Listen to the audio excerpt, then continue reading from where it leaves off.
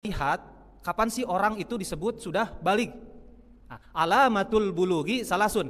Tandanya orang yang sudah balik itu ada 3.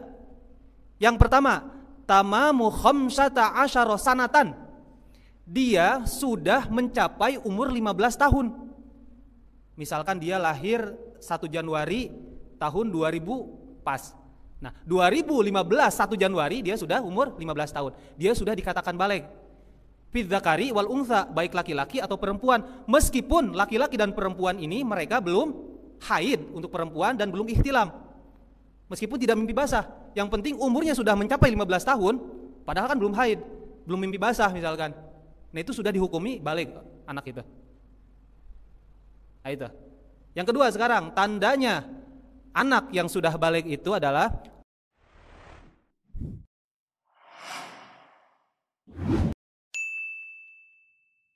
rawahu khamsah. Hadis ini ada di 5 kitab induk hadis. Illa An-Nasa'i, kecuali di Sunan An-Nasa'i hadis ini tidak ada. Wa shahhahahu Ibnu Khuzaimah, dan mensahihkan hadis ini Ibnu Khuzaimah. Nah, pendek ini hadisnya. La yaqbalullahu sholata haidin illa bi khimarin. Biasanya sekali baca langsung hafal. La yaqbalullahu sholata haidin illa bi khimarin. Terjemahan bebasnya adalah Allah Subhanahu wa taala tidak menerima salatnya orang atau wanita yang sudah baligh kalau mereka tidak pakai kerudung. Nah, gitu. Hadisnya meskipun pendek, gimana? Ya, kerudung. Kerudung itu adalah khimar, itu penutup kepala sampai ke dada. Kita sebut kerudung. Hadis ini meskipun pendek, tapi kalau dikaji secara fikih itu lumayan. Banyak hal-hal yang akan kita temukan dari hadis ini. Paling tidak ada 2 hukum yang tersembunyi yang akan kita ketahui dari hadis ini. Yang pertama adalah mengenai seorang wanita dikatakan sudah balik. Jadi manusia itu sampai dia diwajibkan hukum-hukum Allah, nah gitulah.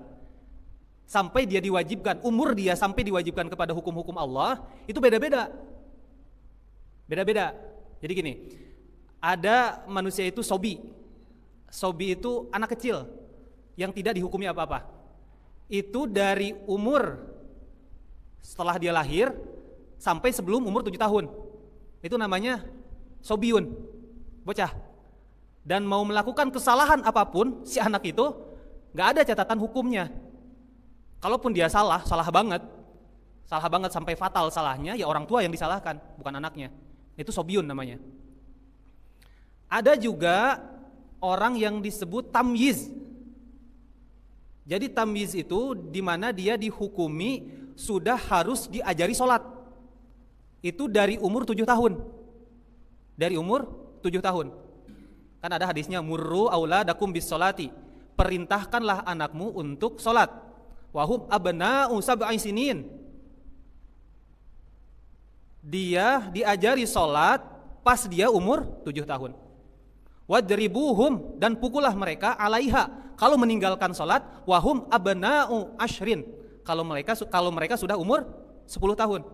Waparriku bainahum fil madaji'i, dan pisahkan tempat tidur mereka kalau mereka sudah umur 10 tahun itu. Jangan sampai tidurnya bareng kita, jangan sampai tidurnya sama saudaranya yang berlainan jenis. Jadi perempuan beda kamarnya, laki-laki itu harus dipisahkan setelah mereka umur 10 tahun.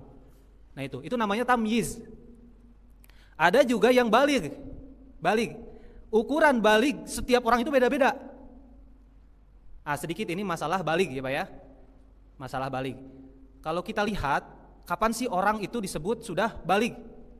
Alamatul bulughi salasun. Tandanya orang yang sudah baligh itu ada 3. Yang pertama, tamamu khamsata asyara sanatan. Dia sudah mencapai umur 15 tahun. Misalkan dia lahir 1 Januari tahun 2000 pas.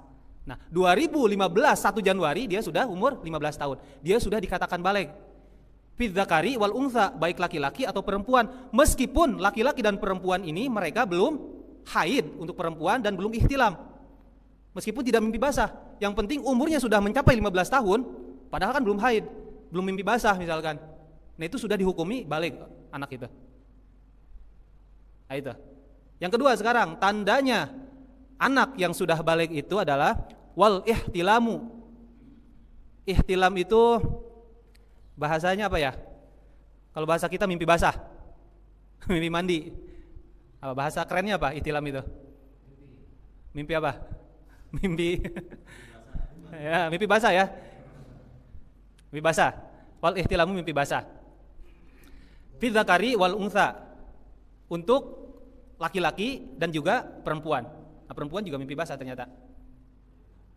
Litis insinina, meskipun laki-laki atau perempuan ini masih umurnya 9 tahun. 9 tahun sudah mimpi basah, misalkan jujur sama emak bapaknya. Mak, Pak, tadi saya mimpi gini. Wah, gitu kan. Nah, itu sudah baligh anak itu. Meskipun umurnya 9 tahun. Tidak harus menunggu 15 tahun. Kalau 15 tahun itu tidak terjadi apa-apa, untuk laki-laki tidak mimpi basah, untuk perempuan tidak haid, maka mereka sudah dihukumi baligh. Kalau 9 tahun sudah mimpi basah, nah itu sudah masuk mereka ke umur baligh. Wajib sholat, wajib puasa. Itu. Yang ketiga sekarang, tanda-tanda seseorang sudah baligh. Ini khusus untuk wanita. Wal haidu. Haid. Fil untha, khusus untuk perempuan. Litas aisinina, meskipun si perempuan ini sudah baru mencapai umur 9 tahun. Nah, itu tanda-tanda orang baligh.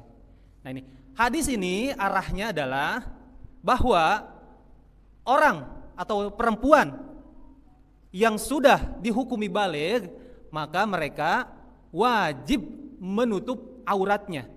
Aurat perempuan ketika sholat, kemarin sudah dibahas, adalah jami'u badaniha, seluruh badannya. Masih wal wajhi wal kafaini, selain muka dan telapak tangan. Nah, ke sana maknanya.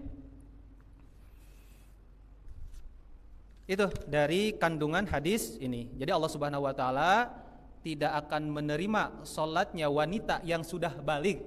Jadi pengertian haidin di sini bukan Allah Subhanahu wa taala tidak menerima salatnya wanita yang sedang haid, bukan gitu. Jadi Allah Subhanahu wa taala tidak menerima salatnya wanita yang sudah baligh karena dia telah haid kecuali dengan menggunakan kerudung. Jadi ada dua dari hadis ini. Kita bisa tarik kesimpulan mengenai batasan baligh seseorang. Yang kedua mengenai batasan aurat perempuan. Nah, itu dari hadis ini.